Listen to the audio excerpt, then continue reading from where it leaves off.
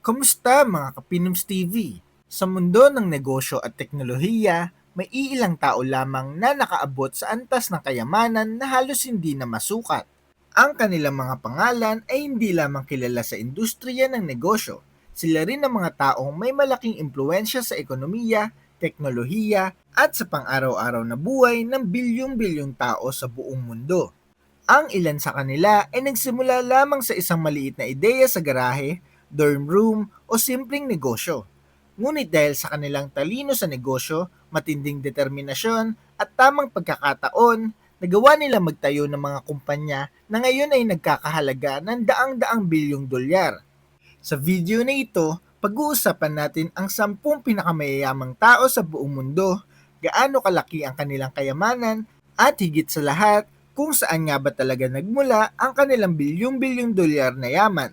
Mula top 10 hanggang top 1, sisilipin natin ang mga kwento sa likod ng kanilang tagumpay. Handa ka na ba? Simulan na natin. Number 10, Warren Buffett. Si Warren Buffett ay isa sa pinakarespetadong investor sa buong mundo at tinatawag na Oracle of Omaha. Ang kanyang napakalaking yaman ay nagmula sa Berkshire Hathaway, isang investment company na nagmamay-ari at may malaking shares sa iba't ibang malalaking negosyo sa buong mundo. Kabilang sa mga kumpanya na kanilang pinag-imbestan ay ang Apple, Coca-Cola, American Express at Bank of America. Sa pamamagitan ng kanyang value investing strategy, bumibili siya ng mga kumpanya na may magandang potensyal ngunit mababa pa ang presyo sa stock market. Nagsimula ang kanyang interes sa negosyo noong bata pa lamang siya. Sa edad na 11, bumili na siya ng kanyang unang stock at sa edad na 13, nagsampa na siya ng kanyang unang tax return mula sa kinita niya sa pagbebenta ng dyaryo at iba pang maliit na negosyo. Sa kabila ng kanyang napakalaking yaman na umabot na sa mahigit 150 billion US dollars, kilala si Buffett sa kanyang simpleng pamumuhay. Isa rin siya sa pinakamapagbigay na bilyonaryo sa mundo at nangakong ibibigay ang malaking bahagi ng kanyang kayamanan sa charity. Number 9, Jensen Huang. Si Jensen Huang ay ang co-founder at CEO ng Nvidia, isa sa pinakamahalagang tech companies sa mundo ngayon. Ang Nvidia ay kilala sa paggawa ng Graphics Processing Units o GPUs na ginagamit sa gaming artificial intelligence, data centers at supercomputers. Itinatag ang Nvidia noong 1993 matapos ang isang simpleng meeting sa isang restaurant sa California. Sa simula, nakatuon lamang ang kumpanya sa graphics technology para sa video games. Ngunit nang lumago ang artificial intelligence industry, napagtanto ng mga tech companies na ang GPUs ng Nvidia ay napaka-epektibo sa AI computing at machine learning. Dahil dito, naging napakalaki ng demand para sa kanilang teknolohiya. Dahil halos lahat ng malalaking AI companies ay gumagamit ng Nvidia chips, tumaas ng husto ang halaga ng kumpanya sa stock market.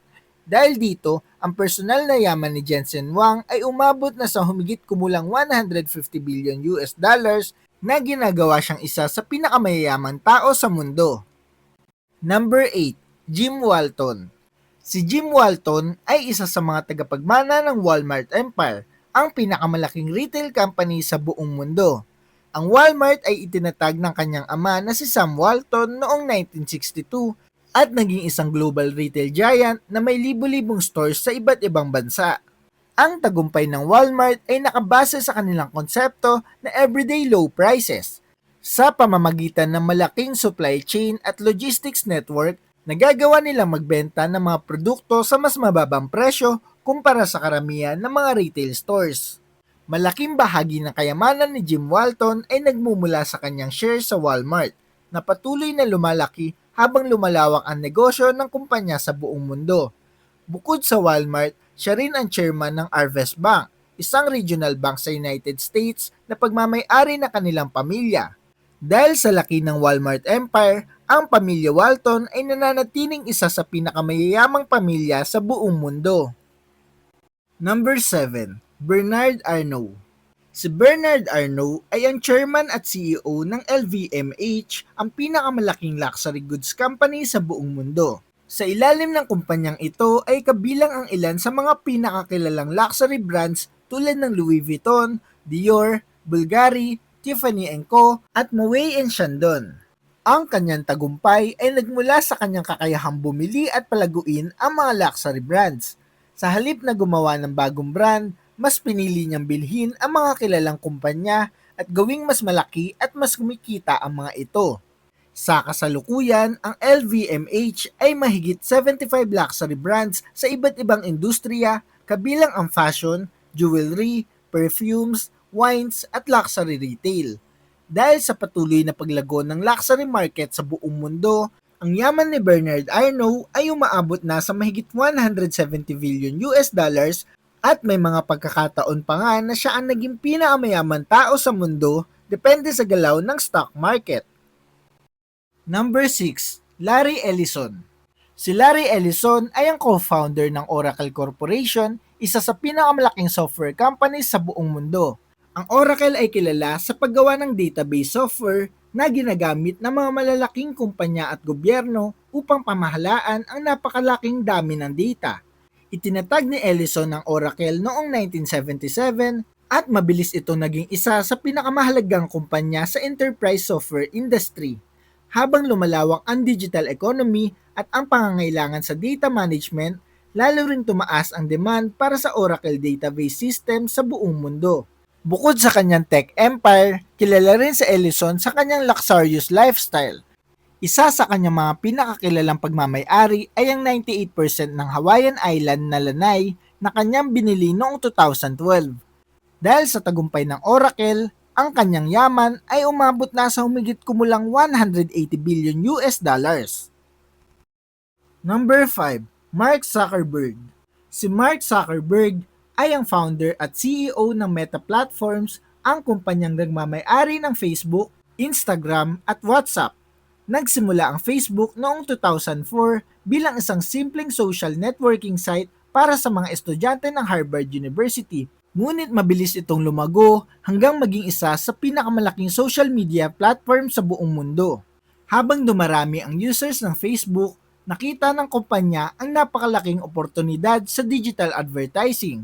Dahil bilyong-bilyong tao ang gumagamit ng kanilang platforms araw-araw, naging napaka-epektibo ng kanilang advertising system para sa mga negosyo sa buong mundo.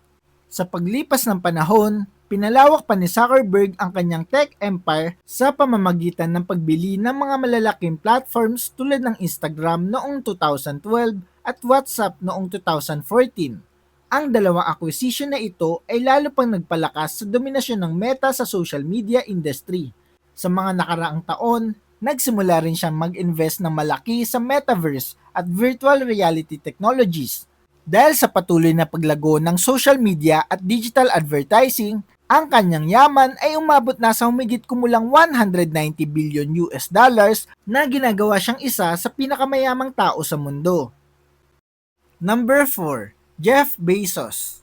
Ika-4 sa listahan si Jeff Bezos, ang founder ng Amazon, isa sa pinakamalaking kumpanya sa mundo. Nagsimula ang Amazon noong 1994 bilang isang online bookstore na pinapatakbo mula sa garahe ni Bezos sa Seattle. Ngunit kalaunan ay lumawak ito hanggang maging higante sa e-commerce.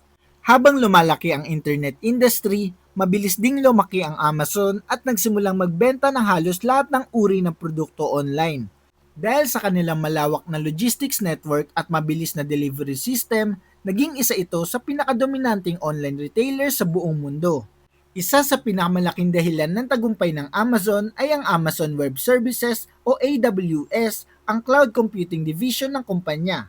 Maraming malalaking kumpanya at website sa buong mundo ang umaasa sa AWS para sa kanilang digital infrastructure. Bukod sa Amazon, nag-invest din si Bezos sa iba't ibang negosyo kabilang ang Blue Origin, isang private space company na naglalayong gawing posible ang commercial space travel. Dahil sa patuloy na paglago ng Amazon at cloud computing industry, ang kanyang yaman ay umabot na sa humigit kumulang 200 billion US dollars. Number 3, Sergey Brin. Sunod sa ating listahan si Sergey Brin, ang isa sa mga co-founder ng Google kasama ang kanyang kaibigan na si Larry Page. Nagsimula ang kanilang proyekto bilang research project habang sila ay nag-aaral sa Stanford University noong 1990s. Ang layunin nila ay gumawa ng search engine na kayang mag-organisa ng napakalaki at napakadaming impormasyon sa internet. Ang teknolohiyang kanilang binuo ay naging pundasyon ng Google na ngayon ay ginagamit ng bilyon-bilyon tao araw-araw. Sa paglipas ng panahon, lumawak ang Google sa iba't ibang digital services tulad ng YouTube, Google Maps, Gmail at Android, na ngayon ay bahagi ng parent company na Alphabet Inc. Dahil sa patuloy na paglago ng internet at digital technology, ang personal na yaman ni Sergey Brin ay umabot na sa humigit kumulang 210 billion US dollars na ginagawa siyang isa sa pinakamayamang tao sa mundo. Number 2, Larry Page. Sa ikalawang pwesto ay si Larry Page, ang isa pang co-founder ng Google at dating CEO ng Alphabet Inc., ang parent company ng Google. Kasama si Sergey Brin, siya ang isa sa mga utak sa likod ng algorithm na nagbigay sa Google ng kakayahang mas mahusay na maghanap ng impormasyon sa internet. Ang Google ay mabilis na naging pinakamalaking search engine sa buong mundo at kumita ng napakalaking halaga mula sa digital advertising. Sa tuwing may naghahanap ng impormasyon sa internet, malaking bahagi ng advertising ecosystem ay dumadaan sa Google. Bukod sa search engine, lumawak ang kumpanya sa iba't ibang teknolohiya tulad ng artificial intelligence, cloud computing at autonomous vehicles sa pamamagitan ng iba't ibang projects ng Alphabet. Dahil sa laki ng Alphabet at sa patuloy nitong paglago sa tech industry, ang personal na yaman ni Larry Page ay umabot na sa humigit kumulang 220 billion US dollars na ginagawa siyang isa sa pinakamayamang tao sa kasaysayan. Number 1, Elon Musk. Ang pinakamayaman tao sa mundo ay si Elon Musk, isang entrepreneur na kilala sa kanyang mga ambisyosong proyekto sa teknolohiya, space exploration, at renewable energy. Ang malaking bahagi ng kanyang yaman ay nagmula sa Tesla, isang kumpanya na nangunguna sa paggawa ng electric vehicles at clean energy technologies. Habang lumalakas ang demand para sa sustainable transportation, patuloy din tumataas ang value ng Tesla sa stock market. Bukod dito, siya rin ang founder ng SpaceX, isang kumpanya na nagbago sa industriya ng space exploration sa pamamagitan ng reusable rockets at commercial space missions. Dahil sa kombinasyon ng kanyang mga negosyo sa electric vehicles, space technology, artificial intelligence, at social media platform na X, ang kanyang yaman ay umabot na sa mahigit 300 billion US dollars na ginagawa siyang pinakamayaman tao sa buong mundo. Siguro'y napapaisip ka kung nasa ng mga bilyonaryong Pilipino sa listahang ito. Nasa ika-184 na ranking si Enrique Razon. Nasa 490 naman si Manny Villar. Si Ramon Ang ay nasa 607, habang si Lucio Tan ay nasa 720. At iyon nga mga Kapinoms TV, ang 10 pinakamayamang tao sa buong mundo. Ang mga taong nasa listahang ito ay patunay na ang mundo ng negosyo at teknolohiya ay maaaring magdala ng napakalaking tagumpay at kayamanan.